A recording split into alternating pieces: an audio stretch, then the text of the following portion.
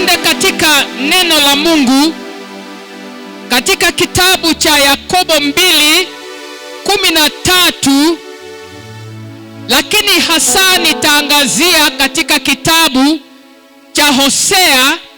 Hatutasoma milango yote, lakini nitataja tu, kisha nitadumu katika mlango wa 14.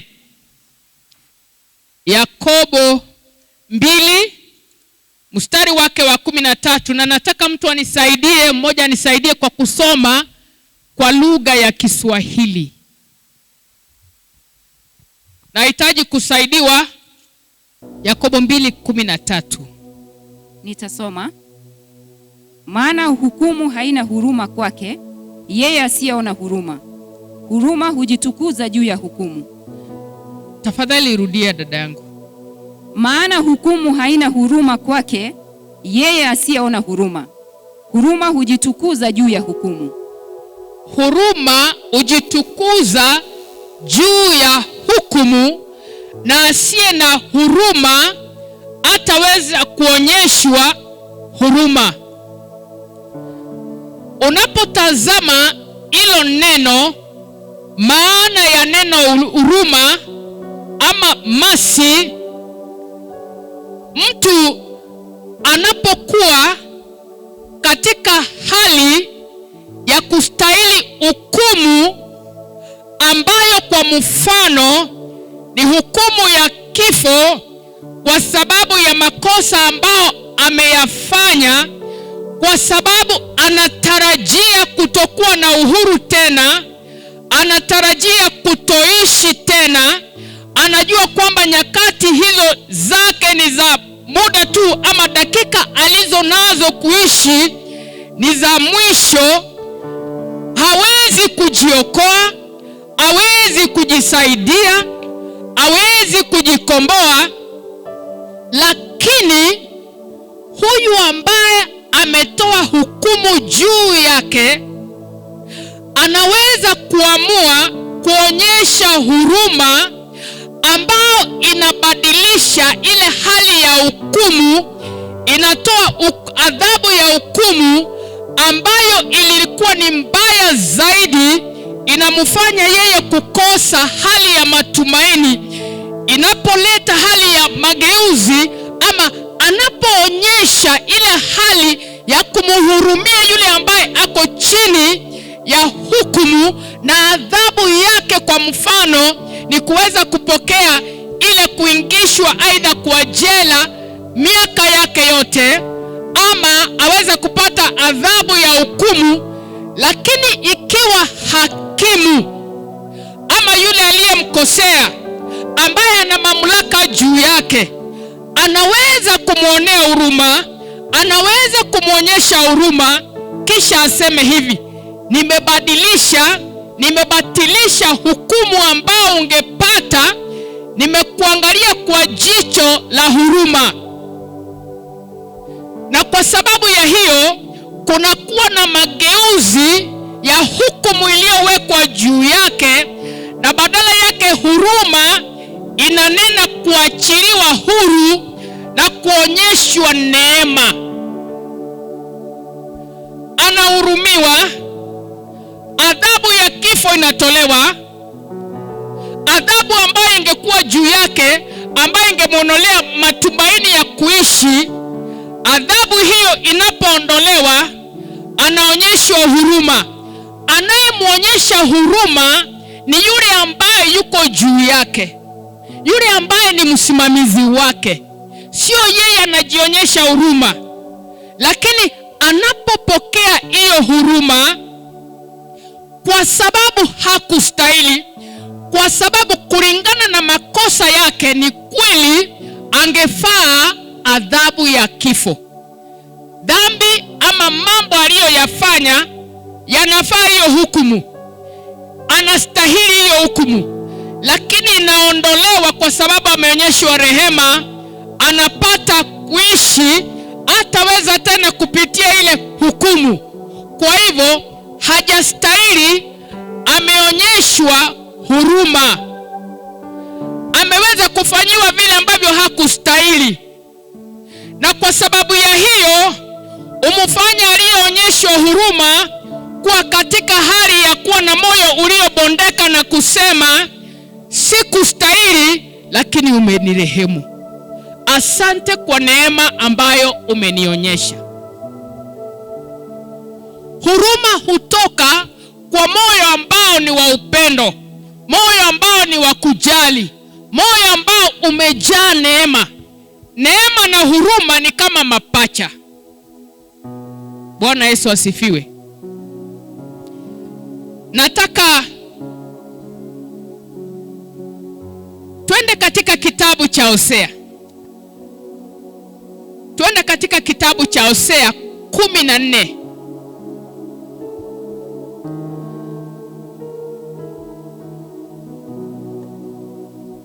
Twende katika mlango wa 14, niruhusu twende katika mlango wa kwanza. Hosea 1, Hosea mlango wa kwanza. Nataka unisaidie kusoma kwa Kiswahili kutoka katika mstari wa kwanza hadi ufike katika mstari wa 9. Hili ndilo neno la Bwana lililomjia Hosea mwana wa Soma Beri. tu kiketi dada yangu. Thank you. Hili ndilo neno la Bwana lililomjia Hosea mwana wa Beri siku za Uzia wa Yothamu na Ahazi na Hezekia wafalme wa Yuda, na siku za Yeroboamu mwana wa Yoashi mfalme wa Israeli. Hapo kwanza Bwana aliponena kwa kinywa cha Hosea, Bwana alimwambia Hosea, enenda ukatwae mke wa uzinzi na watoto wa uzinzi, kwa maana nchi hii inafanya uzinzi mwingi wa kumwacha Bwana. Basi ukaenda ukamwoa Gomeri binti Diblaimu, naye akachukua mimba akamzalia mtoto mwanamume. Bwana akamwambia, muite jina lake Yezreeli, kwa maana bado kitambo kidogo nitaipatilisha nyumba ya Yehudamu ya Yezreeli na kukomesha ufalme wa nyumba ya Israeli. Tena itakuwa siku ile nitauvunjia upinde wa Israeli katika bonde la Yezreeli. Akachukua mimba tena akazaa mtoto mwanamke. Bwana akamwambia, muite jina lake Lo-ruhama, kwa maana sitairehemu nyumba ya Israeli tena, nisije nikawasamehe kwa njia yoyote. Lakini nitairehemu nyumba ya Yuda, nitawaokoa kwa Bwana Mungu wao, wala sitawaokoa kwa upinde, wala kwa upanga, wala kwa silaha, wala kwa farasi, wala kwa wapanda farasi. Basi akiisha kumwachisha Lo-ruhama, akachukua mimba akazaa mtoto mwanaume. Bwana akasema, muite jina lake Lo-ami, kwa maana ninyi si watu wangu, wala mimi sitakuwa Mungu wenu tena. Kuna watoto ambao Hosea mwenyewe alipowazaa, Mungu anampa majina ya hao watoto na maana yake. Na unapoona mtoto wa kwanza, jina ambalo anapewa na Mungu anapeana sababu, kwa sababu nitabatilisha damu juu ya nyumba ya Jehu, nami nitasababisha ufalme wake kukoma. Kwa sababu damu iliyomwagika katika nyumba ya Jehu, ijapokuwa Jehu alifikiri kwamba Bwana ameisahau, jambo hili lilipofanyika, kuna mambo yanapofanyika katika maisha, kuna dhambi mtu anapozifanya katika maisha, ijapokuwa Mungu analeta onyo ya kutubu, mtu huyu badala ya kutubu anafunika dhambi zake. Afadhali kutubu dhambi na upate rehema, kwa sababu Mungu ni wa rehema, na rehema huwa juu ya hukumu. Rehema inapodhihirishwa, hukumu haitakuja kwa sababu umevunjika na kubondeka katika moyo wako. Bwana hapa anasema nitaleta hukumu juu ya nyumba ya Jehu, na sababu ya kuleta hii hukumu ni kwa sababu ya damu iliyomwagika katika nyumba ya Jehu. Katika mstari wa 5, huyu mwanamke ambaye Hosea alikuwa amemwoa na njia zake hazikuwa nzuri, na Bwana alitaka kudhihirisha jinsi ambavyo uhusiano wake uko kati ya Israeli na yeye. kwa sababu alipenda Israeli. Aliweza kuiteua Israeli, aliweza kuitenga, akaweka kando ili adhihirishe utukufu wake, kwa sababu ni watu wake kwa agano. Lakini wakasahau, lakini wakaenda mbali. Unaona kumwagika kwa damu hapa katika nchi hii, katika nyumba ya Jehu. Na unapotazama katika sehemu ya pili, Bwana anasema jambo wakati ambapo huyu mtoto binti amezaliwa. Mungu anasema muite jina lake Lo-ruhama, kwa sababu nitasababisha neema, sitaweza kuleta neema tena juu ya nyumba ya Israeli.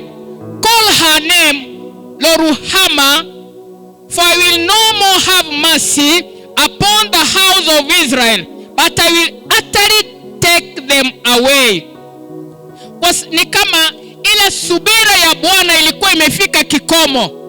Nimewavumilia Israeli, nimewavumilia watu wangu, nimeweza kuchukuliana nanyi watu wangu niliowapenda.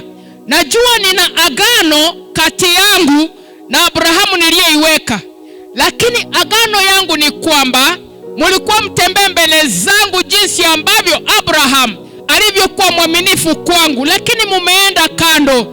Mambo ninayoyatazama yakifanyika katikati ya nyumba ya Israeli sio mambo yanayonifurahisha, sio mambo ambayo yananipendeza, na kwa sababu hiyo nitasababisha rehema kukoma.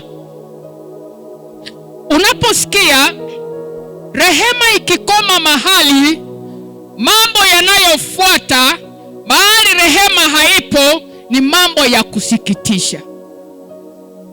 Usiwahi ngoja hukumu ya Mungu ianguke juu yako, ianguke juu ya watoto wako, ianguke juu ya jamii yako. Hata kama jamii yako, hata kama wakwenu hawajamjua Bwana, simama katika pengo kwa ajili yao. Hata kama kikundi hicho ambacho unakijua, ambacho kiko na unaona mambo hayako sawa, wewe simama katika pengo. Unaweza kujitia moyo, unaweza kujifariji na kusema, hiyo sio familia yangu, hiyo sio taifa langu, hiyo sio kikundi changu, hiyo sio jamii yangu, hiyo sio nyumba ya baba yangu. Lakini hukumu hiyo inapoanguka, wewe utasikia matokeo, utasikia results zake, utasikia effects zake. Hukumu ya Mungu inaposhuka mahali, wakati neema imekoma, Mungu akishikilia rehema zake, kinachofuata ni hukumu. Na ghadhabu yake haishikilii, hawezi kuirudisha mpaka imemwagika. Na anapoachilia kumwagika ni kwa sababu ameleta onyo mara kwa mara. Anapoleta onyo, watu wake tunasisimuka, taifa linasisimuka, watumishi wanasisimuka, viongozi wanasisimuka, wamama wanasisimuka, wazee wanasisimuka. Lakini baada ya muda mdogo wanasahau, tunasahau. Tusimzoee Mungu. Mungu ni wa rehema, lakini tena ni Mungu wa hukumu. Ni Mungu mtakatifu ambaye anapendezwa na moyo uliobondeka, anapendezwa na njia zilizonyooka, anapendezwa na haki. Neno la Mungu linasema kwamba anayemtumikia Mungu katika haki na amani na furaha katika Roho Mtakatifu, huyo anampendeza Mungu. Ufalme wa Mungu sio wa kula na kunywa, bali haki na amani na furaha katika Roho Mtakatifu. Kwa sababu Roho wa Bwana lazima apate nafasi katika nyumba yake, katika maisha ya wavulana, katika maisha ya viongozi, katika maisha ya wamama, katika maisha ya vijana, katika maisha ya wazee. Mungu ni mwenye rehema, Mungu ni mwenye neema, lakini tusiwahi tamani na tusiwahi fika katika kiwango ambacho Bwana anasema sasa rehema yangu sitaonyesha juu ya maisha yako, sitaonyesha rehema zangu juu ya jamii yako, sitaonyesha rehema zangu juu ya taifa lako. Inapofika katika kiwango hicho, wapendwa, si jambo ambalo ni la kufurahisha, kwa sababu Mungu huleta hukumu yake kwa njia tofauti. Hata iwe ni njaa, tunaweza fikiri ni vita, na akileta njaa na akileta magonjwa na akileta upanga, anayekusaidia akiinuka kinyume chako na kuwe adui wako, ole wako.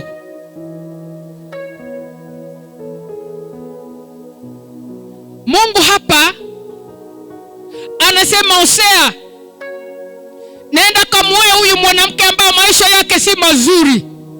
Nataka kuonyesha vile ambavyo Israeli wanaenenda mbele zangu. Labda wataelewa unapowatolea unabii.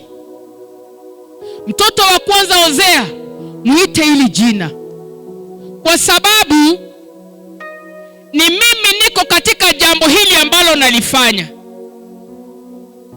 Haikuhusu wewe Hosea, ni kati yangu na Waisraeli. Mtoto wa pili mpe hili jina, mtoto wa tatu mpe hili jina. Ati kwa sababu nitafanya rehema zangu kukosa, sitaonyesha tena rehema zangu. Kwa nini Mungu anafika mahali anachoka kuonyesha rehema zake juu ya mtu, juu ya familia, juu ya taifa, juu ya kanisa, juu ya viongozi? Kwa nini Mungu afike mahali aonyeshe, aondoe rehema, aseme sitaonyesha rehema tena? Ni nini hii? Kwa sababu tunamjua Mungu ni Mungu wa rehema. Mungu yeye hafurahishi na kuleta adhabu juu ya watu wake, kwa sababu yeye ni muumba. Anajua hatuna Mungu mwingine tena. Akituhukumu, hata tunapolia hakuna Mungu tunamlilia tena.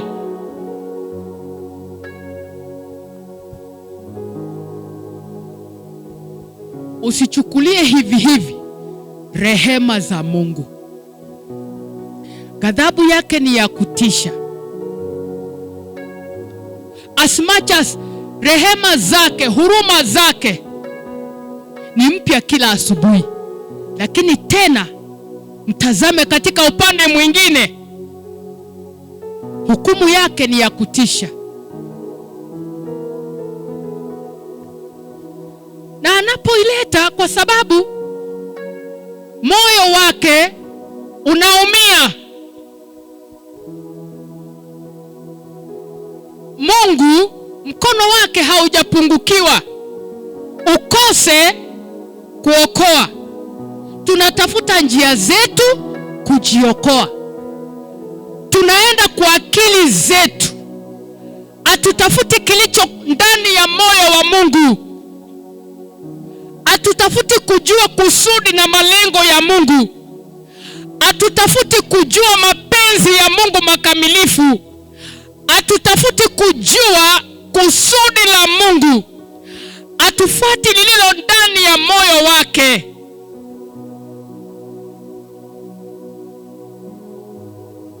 Hajabadilika. Yeye ni Mungu jana, leo na hata milele. Na watu wake anaowapenda, tunapoenda kando, anatuhukumu kwa adhabu, ama katika ghadhabu ambayo ni ya uchungu, kwa sababu sisi ndio wake. Anasema, mimi sijajua familia ingine yoyote katika ulimwengu. You are the people I know. Ninyi ndio watu wangu. Na ninapowarudi, ninawarudi kwa sababu sitaki mpotee, na kurudi kwa sababu sitaki upotee. Hukumu yangu ni ya kutaka kukurudisha katika njia ambayo unapaswa kutembea. Unapoenda kando, anapokuonya, anapokurudisha kwa upendo, ukiwa mkaidi, utarudi kwa ghadhabu, lakini itakugharimu. Katika huo mstari wa 7 anavyosema,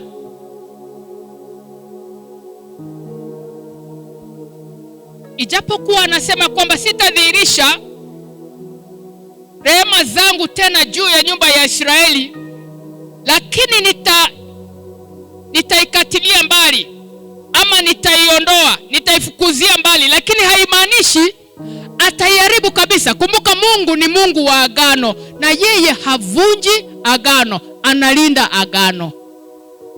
Mstari wa 7 anasema, but I will have mercy upon the house of Judah, and I will save them by the Lord their God, and I will not save them by bow, nor by sword, nor by battle, by horses, nor by horsemen. Soma mstari wa 7. Lakini nitairehemu nyumba ya Yuda, nitawaokoa kwa Bwana Mungu wao, wala sitawaokoa kwa upinde, wala kwa upanga, wala kwa silaha, wala kwa farasi, wala kwa wapanda farasi.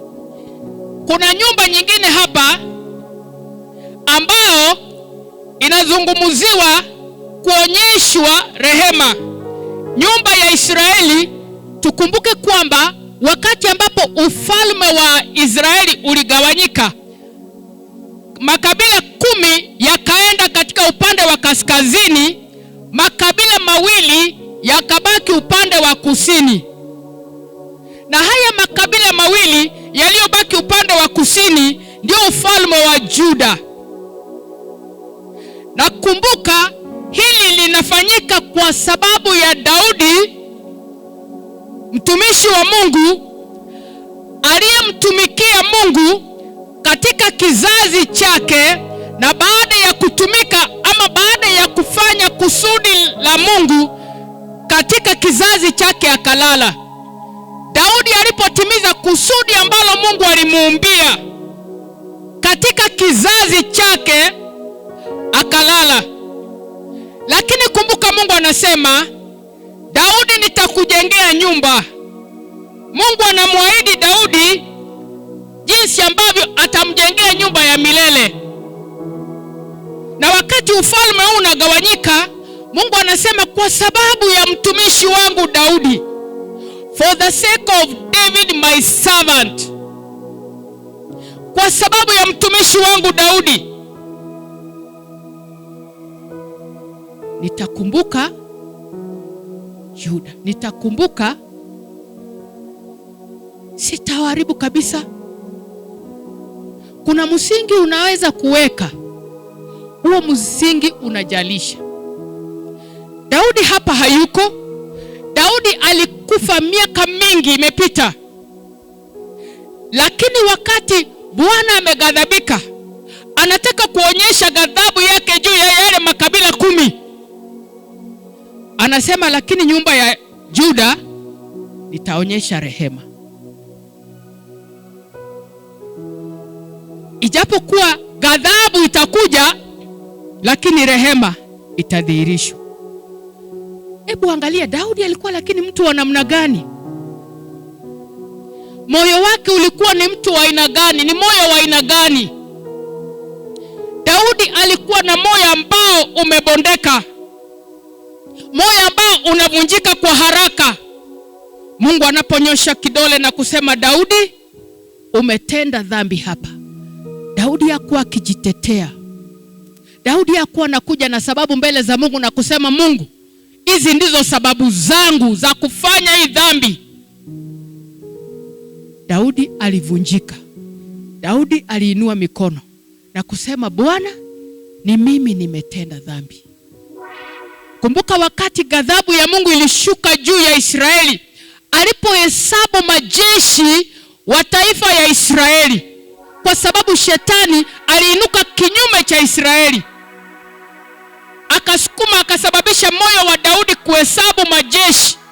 Daudi akatoa macho yake kwa Mungu akitaka kuyaweka kwa majeshi wa Israeli. Angalia katika huu mstari mahali ambapo anasema sitawaokoa kwa upanga,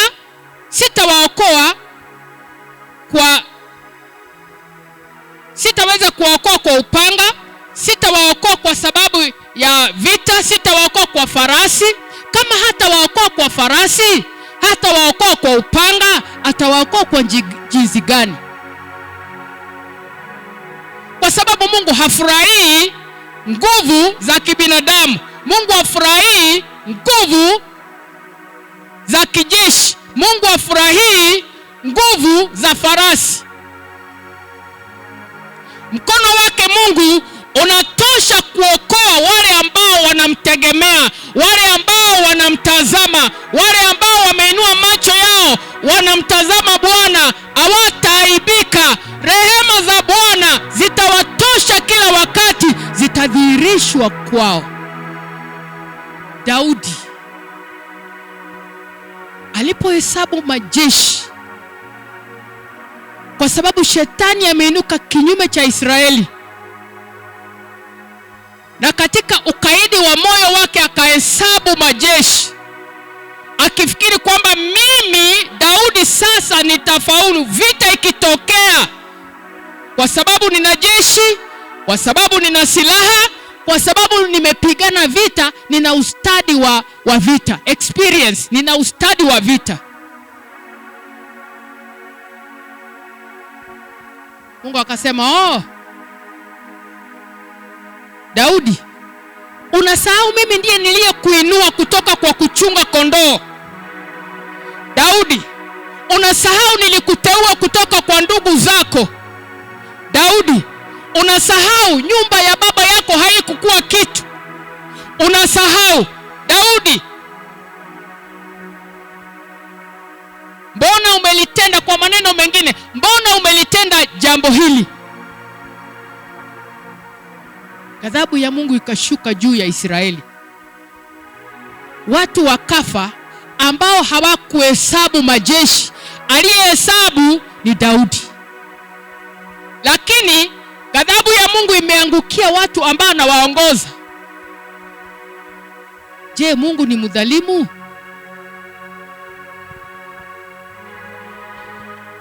Wakati ambapo Daudi anasimama katika pengo, anavaa gunia, na viongozi wa Israeli wananyenyekea mbele za Mungu, Bwana anayesema mambo ambayo hayangeweza kusemwa hata na Daudi kuokoa taifa lake. Aliambia malaika, rudisha upanga. Ghadhabu imetosha. Lakini baada ya Daudi kusimama katika pengo, baada ya Daudi kukiri na kusema, Bwana, hawa watu unaowaua wamefanya dhambi gani? Ni mimi niliyefanya haya. Kama ghadhabu itashuka, ishuke juu yangu na nyumba yangu. Moyo ambao umebondeka, Mungu huonyesha rehema. Rehema inazidi hukumu. Mercy triumphs over judgment.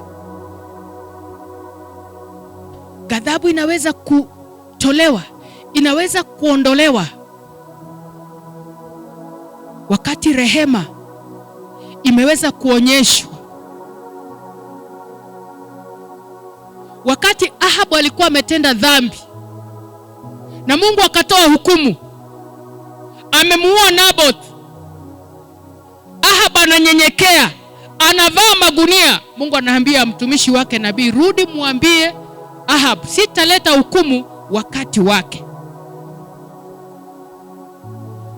Huyu mfalme Hezekia pia, wakati Mungu amemuonyesha rehema na fadhili, baada ya yeye kuwa mgonjwa, amegeuka kwa ukuta, amemulilia Bwana, akasema, kumbuka yale niliyoyafanya.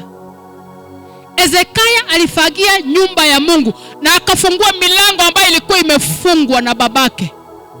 Ibada ikaanza katika nyumba ya Mungu. Alipokuwa mgonjwa, akamulilia Mungu. Hezekia alikuwa ni mfalme ambaye alipotishiwa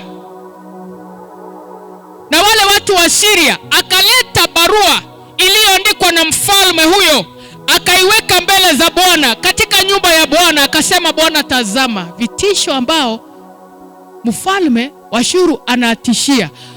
Ona jinsi ambavyo anavyotudhihaki. Ona, tazama. Kana kwamba Mungu anasoma barua. Najua kuna mambo ukiyafanya wakati uko desperate, wakati umefika mwisho, unakuwa kama mtoto, unaenda mbele za Mungu kwa sababu hauna mahali unatazama. Ukitazama upande wa kushoto hakuna msaada, upande wa kulia hakuna msaada, ukiangalia mbele hakuna msaada, ukiangalia nyuma hakuna msaada. Unapoinua macho yako unapata msaada. Akasema, nitainua macho yangu, nitatazama mbinguni, kwa sababu msaada wangu unatoka mbinguni. Huyu ndiye Mungu niliyesafisha hekalu lake. Huyu ndiye Mungu niliyefungua milango ambayo ilikuwa imefungwa. Huyu ndiye Mungu niliambia makuhani wake, mjipange vizuri, mumtumikie Mungu, kwa sababu mtumiki wanadamu. Huyu ndiye mfalme ambao aliweza kupigana na mfalme ambaye aliinuka kinyume cha Hezekia. Anaposema hapa kwamba nitaokoa Israeli na kuonyesha baadaye rehema, anasema sio kwa upanga, sio kwa farasi. Ni kweli yule mfalme wa Asiria, Mungu anaambia Hezekia, huyu sio wewe amedhihaki, ni mimi amedhihaki. Kumbe wakati ambapo mtu ako sawa mbele za Mungu, anampenda Mungu, anatembea mbele za Mungu sawa sawa, uhusiano wake na Mungu ni bora, anajua kwamba Mungu, maisha yangu yanatoka kwako, uhai wangu unatoka kwako, ninaishi kwa sababu unaishi. Anayepigana nawe anapigana na Mungu, kwa sababu Mungu atakupigania. Unahitaji tu kunyamaza na kutulia. Bwana akasababisha huyu mfalme kusikia habari isiyo nzuri kutoka katika nchi yake. Akamwambia, akasikia habari kwamba kumekuwa na uvamizi. Alipoenda pale katika nchi yake, na baadaye pale watu wawili wanainuka na wanamuua, kwa sababu si Waisraeli walimuua, hata majeshi ya hawa ambao walikuwa wamejipanga kinyume cha Israeli. Kuna wakati ambapo tumeona majeshi wakifa katika kampu yao, na ni malaika wakifa wanapita kuwaua walioinuka kinyume cha Israeli.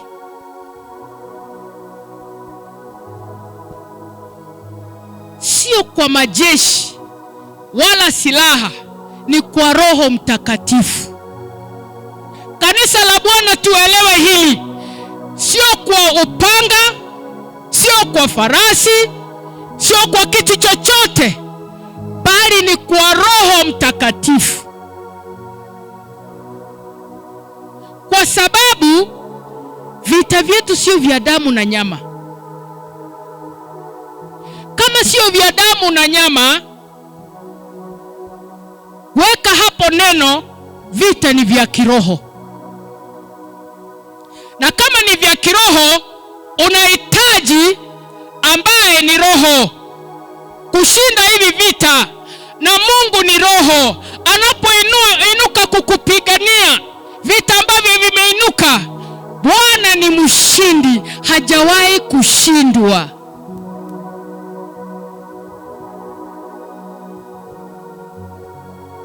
Daudi alikuwa mtumishi wa Mungu ambaye kila mara Bwana akiongea moyo wake unabondeka. No wonder Mungu alimkuza Daudi. Daudi aliweza kukua na kuzidi katika nguvu kwa sababu alikuwa na Mungu. Ni kukua na Mungu inaleta tofauti. Hapa ndio mahali napenda Bwana, sio nguvu za kiume, Sio kwamba kusema kwamba mimi si mwanaume, kwamba mimi ni mwanamke ni mdhaifu. Sio kusema wewe ni mwanaume ndio maana utafaulu. Utafaulu kwa sababu Mungu yuko na wewe. Mkono wake ni mkuu. Mtumishi wa Mungu Daudi, ambaye alikuwa na moyo wa kubondeka, ambaye alikuwa na moyo wa kuvunjika, ambaye alitetemeka wakati neno la Mungu lilikuja kwake, baada ya yeye kulala, hata nyumba yake inaonyeshwa rehema. Bwana anasema kwamba anaonyesha rehema hata kizazi cha 4. Kwa hivyo lazima rehema ianze katika kizazi cha kwanza, iendelee cha 2, ije cha 3, ije cha 4. Lazima uwe mwanzilishi. Usitumainie farasi, tumainia rehema za Mungu. Mercy triumphs over judgment. Yoeli anaandika na kusema, acha makuhani waweze kulia na kuja mbele za Bwana na kusema, spare your people. Usiharibu Bwana. Walie katikati ya madhabahu, walie hapo, waje mbele ya madhabahu, walie na kusema, spare your people. Lakini kumbuka hapo huwa hukumu imeachiliwa. Lakini tena Yoeli nabii anaandika na kusema, nani ajuae atageuka na kugairi asilete hukumu, aache baraka.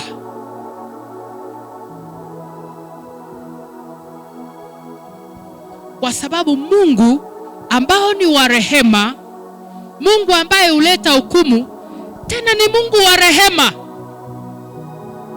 Tazama lililofanyika kule Nineve. Ameambia Jona, nenda mpaka katika taifa la Nineve, waambie baada ya siku 40 Nineve inaharibiwa. Ijapokuwa Yona alitoroka, aliletwa mpaka nchi ya Nineve. Mungu akanena na samaki, akaambia samaki, tapika huyo Jona, alete habari, ahubiri hapa. Jona akihubiri, watu wa Nineve wakavaa magunia, kuanzia mfalme hadi yule ambaye anatumika kwenye nyumba ya mfalme, mpaka yule wa chini kabisa. Kwa siku 3 hawakula, hawakunywa, hata wanyama wakafunikwa na magunia. Kwa njia nyingine, kule kurudi chini ama kurarua moyo ama kurarua mioyo, kutubu kutoka ndani ya mioyo yao, wakararua mioyo yao, wakanyenyekea, wakamwambia Mungu. Labda haijaandikwa, lakini labda katika maneno yao ya kutubu walienda mbele za Mungu na haya maneno: Mungu wa Israeli, tunakujua jinsi ambavyo wewe ni Mungu. Tumesikia habari zako na tunakujua wewe ni nani. Hata kwa kupanda tu Israeli katika ile nchi yao ni udhihirisho wa mkono wa Mungu mwenye nguvu. Walipokuja mbele zake, wakatubu, wakalia, wakaomboleza, na Mungu akasikia, akawasamehe. Maovu gani haya? Labda mfalme alikuwa na dhulumu walio maskini. Labda yatima alikuwa hapati haki yake. Labda wajane walikuwa wanadhulumiwa. Labda kulikuwa na hali ya kuonea aliye maskini. Labda kulikuwa na ile kuonyesha upendeleo. Na Mungu alipotazama, labda mfalme alikuwa anajenga utajiri wake kwa kumwaga damu. Mungu alipotazama Nineve, akaona Nineve, Yona chukua habari, hukumu baada ya siku 40. This is what will happen to Nineve. Lakini walipochukuliwa habari, wakagairi, wakatubu. Mfalme akatoka kwenye kiti chake cha utawala, akaketi chini. Hapa haina mchezo wa paka na panya. Wakati ambapo Mungu ameitisha ama amekuuliza ufanye jambo, ulifanye ama ukutane na ghadhabu yake. Lakini tena Mungu ni mwenye rehema. Lakini kabla ya kuharibu, huleta warning, huleta onyo. Mungu hawezi kuleta uharibifu pasipo kuonya. Na Mungu hawezi fanya jambo lolote pasipo kujulisha manabii, watumishi wake.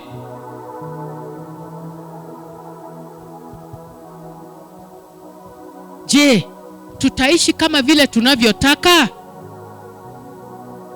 Hata wakati ambapo tunajua nyakati ambazo tunazoishi ni nyakati za mwisho.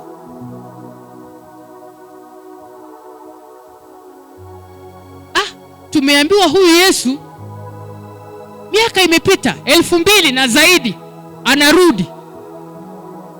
Tubu, ishi kwa njia inayofaa. Okay, kama amekawia, na wale ambao walimpokea Kristo kwanza wanaishi, walikwisha lala. Na wewe ukilala leo na maisha yako sio sawa mbele za Mungu, maisha yako unapoyatazama, kuna mahali ambapo Mungu amenyosha kidole kila wakati. Kuna mahali umeruhusu Mungu afanye kazi ndani ya moyo wako. Unamwambia Bwana, sehemu hii ya moyo wangu Bwana, nahitaji ufanye kazi katika sehemu hii ya moyo wangu. Bwana, nafungua huu moyo wangu. Sehemu hii naomba ufanye kazi. Nimeinua mikono Bwana, nashuka chini. You work in my heart. I am willing, Lord. Mungu ni wa rehema. Mungu ni wa neema. Iko. Tunaona hii neno kula mwaka huu. God is able to make all grace abound toward you.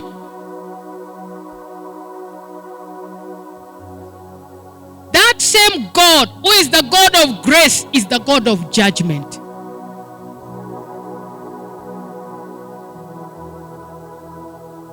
That same God who is the God of grace is the God of mercy.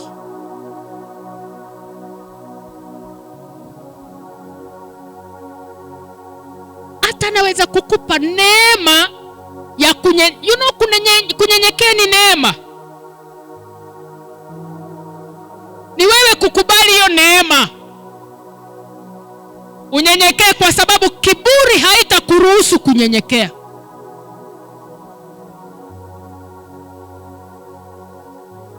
Lakini mahali neema imeachiliwa na umeikubali ukaipokea, neema ya Mungu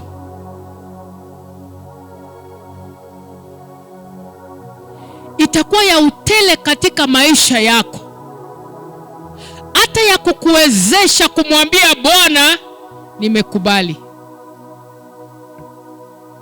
I am wrong, you are right. When you speak, Lord.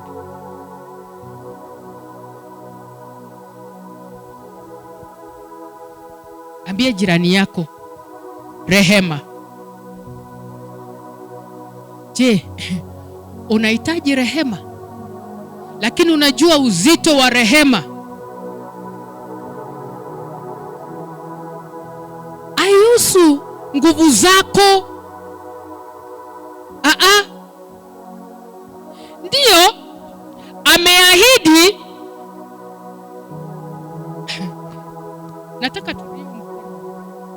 Isaya 1:7.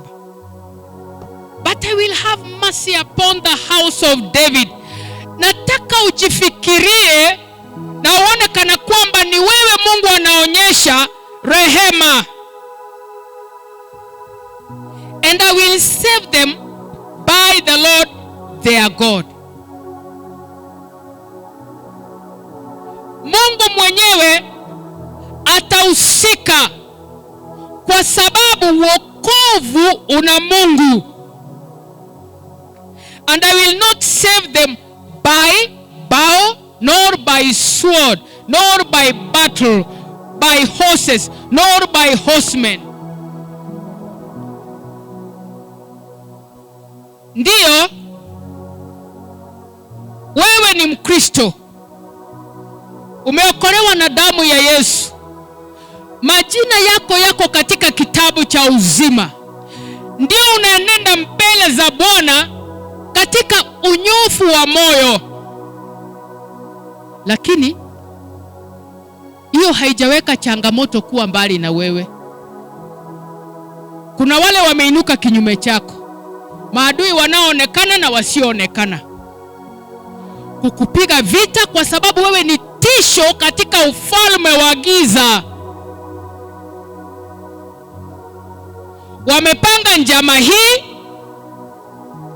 Wamepanga njama hii, lakini kila wakati Bwana atakuepusha na mtego ambao utawekwa mbele yako. Hautanasa mguu wako kwa sababu ni Bwana ambao ni Mwokozi wako. Wakati magonjwa yatainuka, wakati upanga utainuka, wakati maadui watainuka,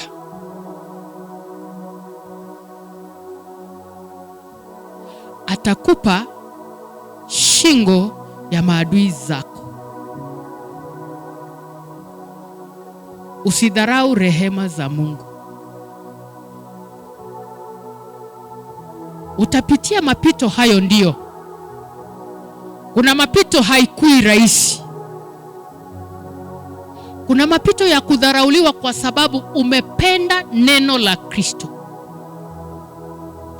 Kuna mapito ya kudharauliwa na kukejeliwa kwa sababu ya jina la Kristo. Kuna wale watakusengenya, kuna wale watakutemea mate, kuna wale wataketi kinyume chako kupanga njama hii kukuangusha. Kuna wale watachimba shimo mbele zako, lakini Bwana ataonyesha rehema katika kukuokoa, sio kwa upanga, lakini yeye mwenyewe, kwa sababu uko katika ajenda yake. Katika udhaifu wako atakutia nguvu. Wakati ambapo unafikiri uko chini, nguvu Bwana zimeniishia, I have no strength, Bwana anasema mimi ndio nguvu zako. Nitakufanya chombo kipya cha kupura milima, na upepo utaweza kuchukua hayo makapi. Allow the Lord to work in your heart, in your life. Anasema katika kitabu cha Mika, ninatarajia nini kutoka kwako? Kila ambacho natarajia kutoka kwako ni kwamba utembee mbele zangu katika unyenyekevu na uyafanye yaliyo mema.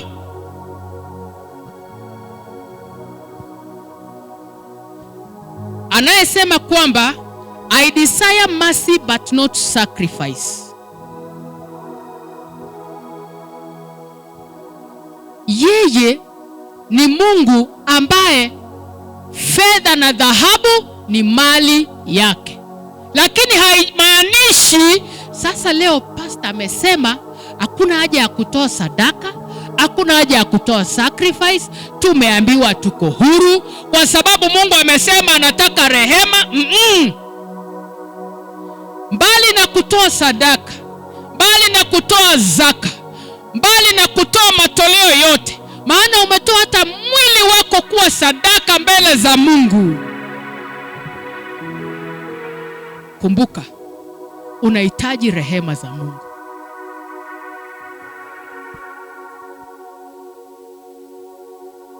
Hakuna kile kinaguza moyo wa Mungu kama wakati ambapo anaposhuka. Unajua kuna wakati Mungu anashuka, anakuja anasema, okay, hii maneno yamenifikia katika masikio yangu, wacha nishuke nione kama ni vile ambavyo nayasikia. Masengenyo imefika huko. Ukifika hapa kanisani, wewe ni malaika mtakatifu, lakini unapotoka tu ile mlango, ukitoka ile gate, masengenyo inaanzia hapa. Unaanza kukuna mwingine mgongo, unamwambia hii kinyume cha dada yako ambao Yesu alikufa msalabani kwa ajili yake, kinyume tu cha ndugu yako ambaye Yesu alikufa msalabani kwa ajili yake.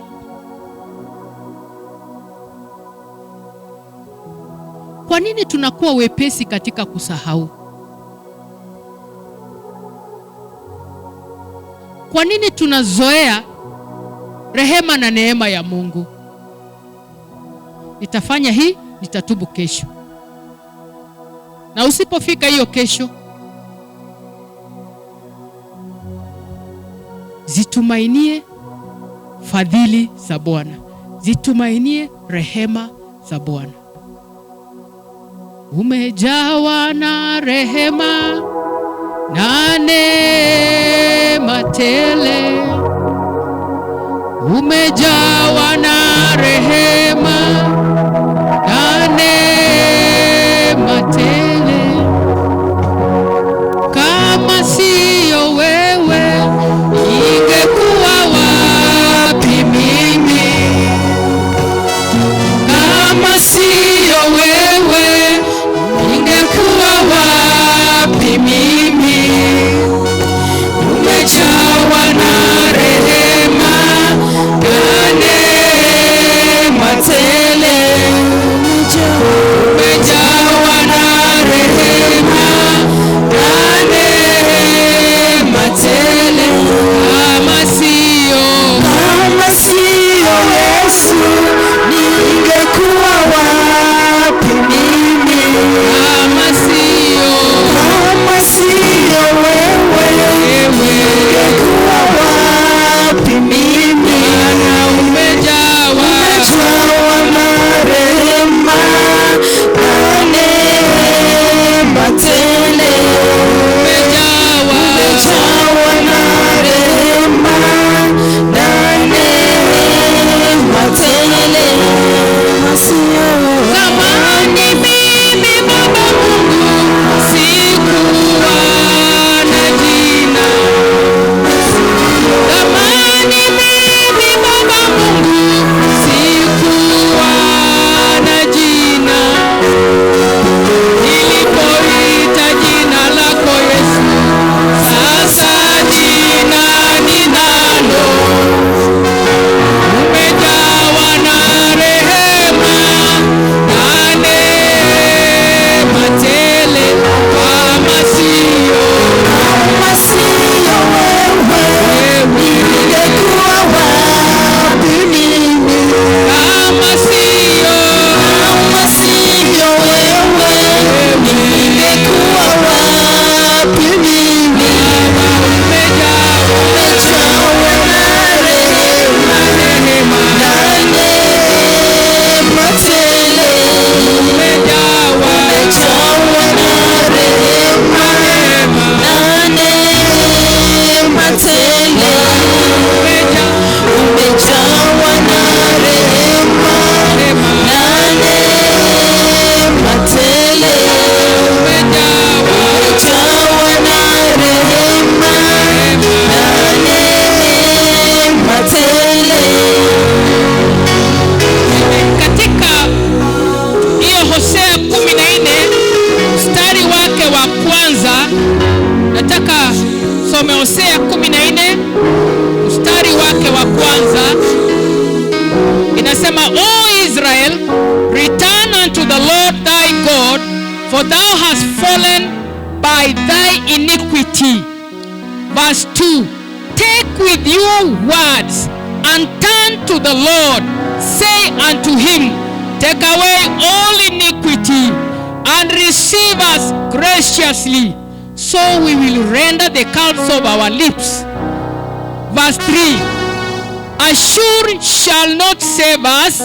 We will not ride upon horses, neither will we say any more to the work of our hands, ye are our gods. For in thee the fatherless findeth mercy. I will heal their backsliding. I will love them freely, for mine anger is turned away from him. I will be as the dew unto Israel. He shall grow as the lily, and cast forth his roots as Lebanon. Mark verse 6.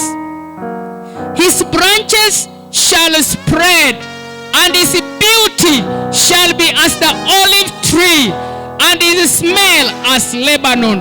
They that dwell under his shadow shall return. They shall revive as the corn, and grow as the vine. The scent thereof shall be as the wine of Lebanon. Verse 8, Ephraim shall say, what have I to do any more with idols? I have heard him, and I have observed him. I am like a green fir tree. From me is thy fruit found. Who is wise? And he shall understand these things. Prudent, and he shall know them. For the ways of the Lord are right, and the just shall walk in them, but the transgressors shall fall therein. Soma dada yangu. Israeli, mrudie Bwana Mungu wako, maana umeanguka kwa sababu ya uovu wako. Chukueni maneno pamoja nanyi, mkamrudie Bwana, mkamwambie, ondoa maovu yote, uyatakabali yaliyo mema, na hivyo ndivyo mtakavyotoa sadaka za midomo yetu, kana kwamba ni ng'ombe. Ashuru hatatuokoa. Hatutapanda farasi, wala hatutaziambia tena kazi za mikono yetu, ninyi ndinyi miungu yetu, maana kwako wewe wasio na baba hupata rehema. Mimi nitawaponya kurudi nyuma kwao, nitawapenda kwa ukunjufu wa moyo, kwa maana hasira yangu imemwacha. Nitakuwa kama umande kwa Israeli, naye atachanua maua kama nyiroro, na kuieneza mizizi yake kama Lebanoni. Matawi yake yatatandaa, na uzuri wake utakuwa kama uzuri wa mzeituni, na harufu yake kama Lebanoni. Nao wanaokaa chini ya uvuli wake watarejea, watafufuka kama ngano, na kuchanua maua kama mzabibu. Harufu yake itakuwa kama harufu ya divai ya Lebanoni. Efraimu atasema, mimi nina nini tena na sanamu? Mimi nimeitika, nami nitamwangalia. Mimi ni kama mberoshi wenye majani mabichi. Kwangu mimi yamepatikana matunda yako. Ni nani aliye na hekima, naye atafahamu mambo haya? Ni nani aliye na busara, naye atayajua? Kwa maana njia za Bwana zimenyooka, nao wenye haki watakwenda katika njia hizo, bali waasio wataanguka ndani yake. Neno la Bwana jinsi ambavyo tumelisoma. Mungu anaponena kwa kinywa chake, yeye ulifuatilia neno lake kuweza kupanuka kwako, kuweza kuendelea kwako, kuweza kustawi kwako, kuweza kukuzwa kwako, kuko katika Bwana. Mark verse 6. Tazama huo mstari wa 6 na uiangalie kwa makini.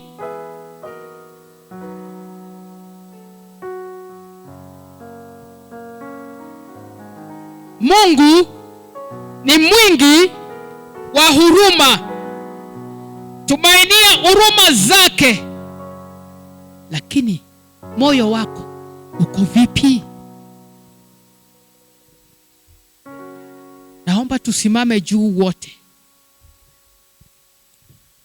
Kuna hii chorus inayosema, Bwana ni rehemu, mimi mtoto wako, niko mbele zako,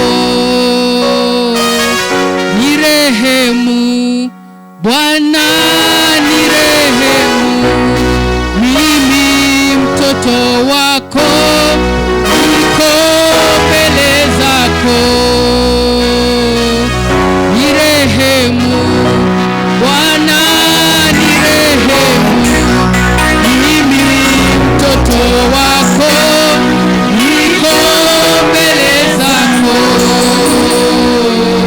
nirehemu. Hebu fikiria, tafakari maneno hayo ukiwa mbele za Bwana. Wewe tazama, weka mawazo yako, tazame jinsi ambavyo umesimama mbele za Bwana muumba mbingu na nchi, ambao amejawa rehema. Mwambie Bwana, wewe unajua mahali ambapo unahitaji rehema za Bwana. Mwambie Bwana, niko mbele zako, mimi mtoto wako, ninahitaji unirehemu, kwa sababu sina Mungu mwingine anaweza kunionyesha rehema. Bwana, nirehemu, mimi mtoto wako niko mbele zako, nirehemu Bwana, nirehemu, mimi mtoto wako niko mbele zako, nirehemu. Inua mikono yako juu, kwa kila mmoja mkono wako juu.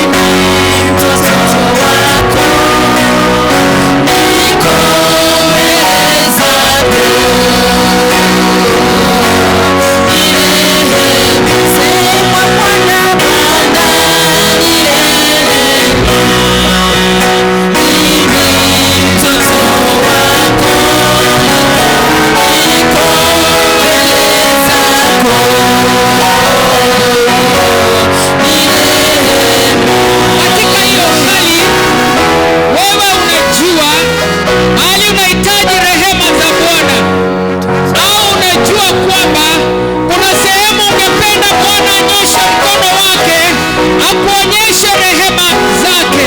Labda ni katika maisha ya watoto wako, labda ni kule kazini, labda ni katika mahali ambapo unafanya biashara, labda ni katika mahali ambapo wewe mwenyewe unajua kufaulu kwako, kupanuka kwako, kuzaa kwako matunda, unahitaji rehema za Bwana, unahitaji rehema za Bwana.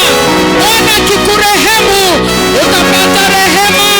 Rehema za Bwana ni kuu, yeye ni mwingi wa rehema, yeye ni mkuu katika rehema. His riches in mercy, His rich in mercy, His rich in mercy, His rich in mercy. Nataka kumwomba mtumishi wa Mungu Pastor Dorcas, njoo unapotuongoza katika maombi. Sote tunahitaji rehema za Bwana. Kila mmoja sema, Bwana, ninaomba unisaidie. Wewe mbele za Bwana, kumbuka jambo hili, unahitaji rehema za Bwana, unahitaji rehema za Bwana. Labda umepungukiwa na rehema, omba Bwana kuonyeshe rehema, kwa sababu yeye amejawa rehema, amejawa rehema.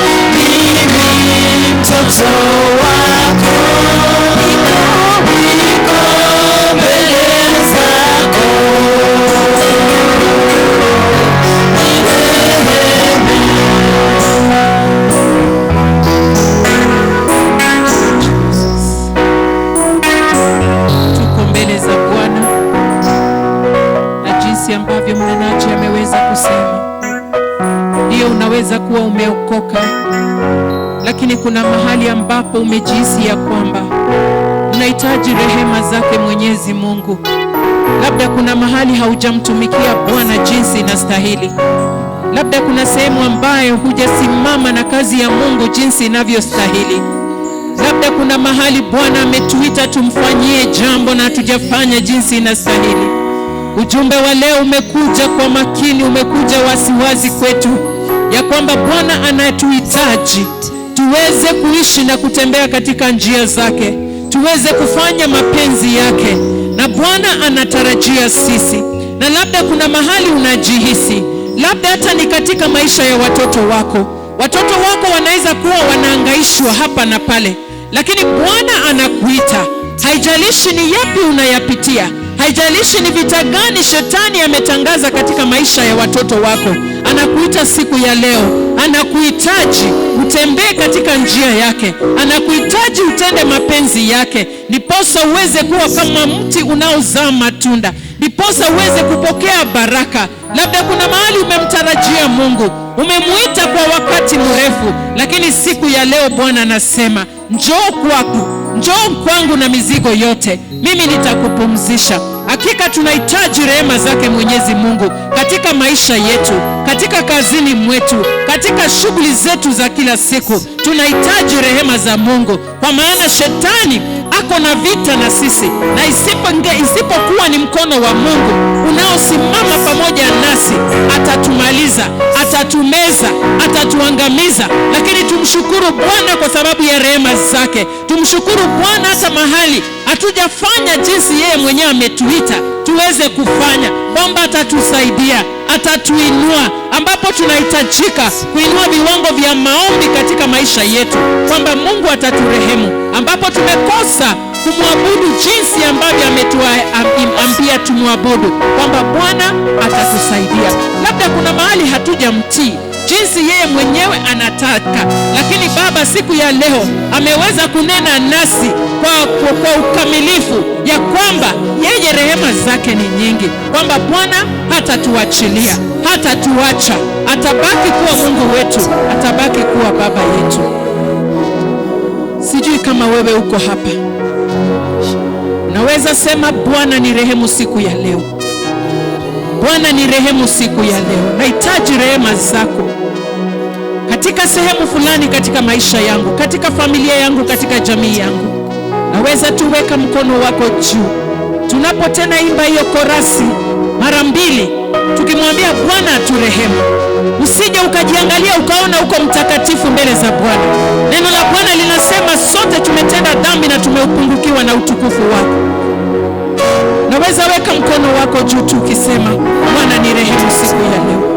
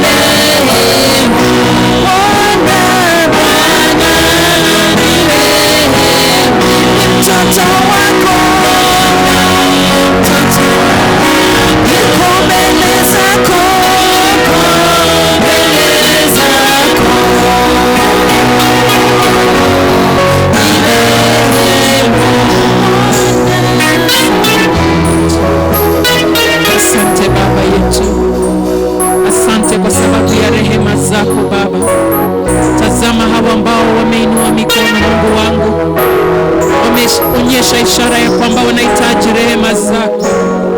Mungu wangu, wewe ni Mungu ambaye umejawa na rehema nyingi, hata wakati ghadhabu yako inamwagika kwa wanadamu. Mungu wangu, nakumbuka rehema. Baba, siku ya leo tunaomba rehema katika maisha yetu. Kuna mahali ambapo hatujatembea sawa na neno lako.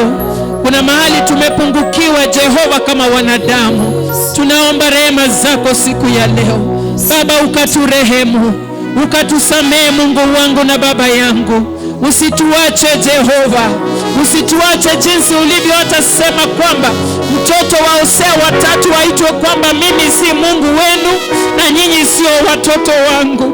Baba, kumbuka rehema katika maisha yetu Bwana. Kumbuka rehema katika maisha yetu Baba.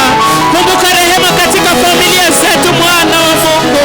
Ukaturehemu Jehova, ambapo tumekosa kutenda yanayostahili Baba. Tunaomba ukaturehemu Jehova, ambapo tumekosea hata kuomba Baba, ukaturehemu. Ambapo tumekosa hata kukuabudu Baba, ukaturehemu. Ambapo tumekosa kufanya kazi yako Baba, ukaturehemu. Ambapo tumekosa hata kuleta sadaka katika nyumba yako Baba, turehemu. Ambapo tumekosa kuwa waaminifu hata katika matoleo yetu, katika sadaka zetu, katika fungu la 10, katika zaka zetu Baba, tunaomba uturehemu. Uturehemu Mungu wetu na Baba yetu, mahali hatuja kuwa waaminifu Baba, ukaturehemu. Ukaturehemu Mungu wetu, ukaturehemu mfalme wetu, hata mahali tumesahau kwamba tumekosea. Mungu wangu, kumbuka rehema. Wewe ni Mungu ambaye unakumbuka rehema juu ya watu wako Baba. Tunaomba rehema yako siku ya leo ikatumwagikie katika maisha yetu Baba, rehema zako ambazo ni mpya kila asubuhi.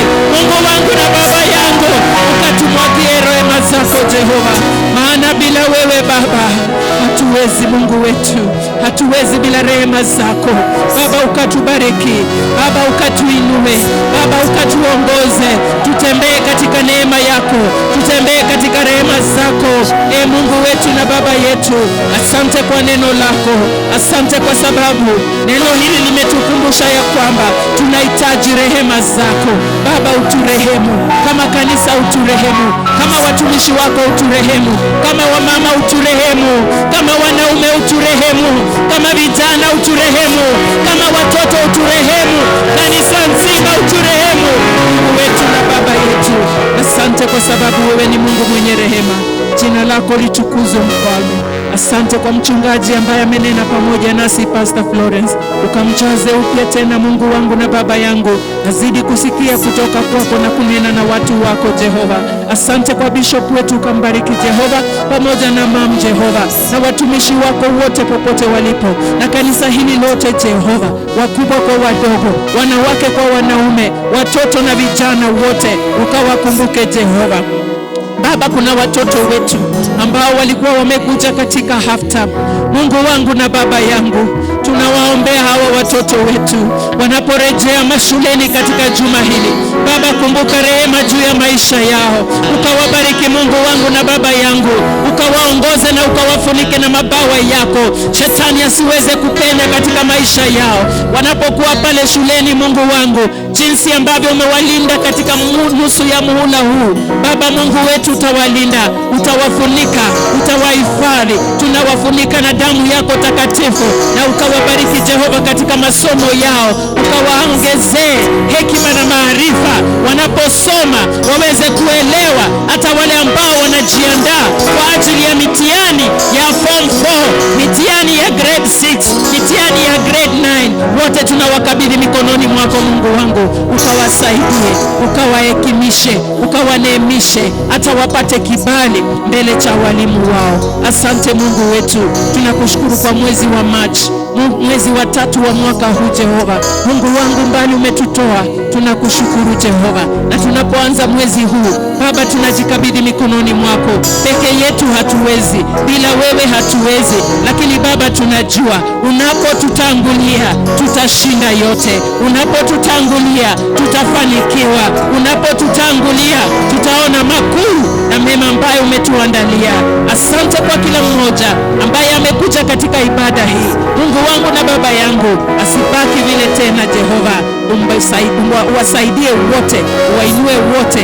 Ni katika jina la Baba, la Mwana na Roho Mtakatifu nimeomba na kuamini. Amen.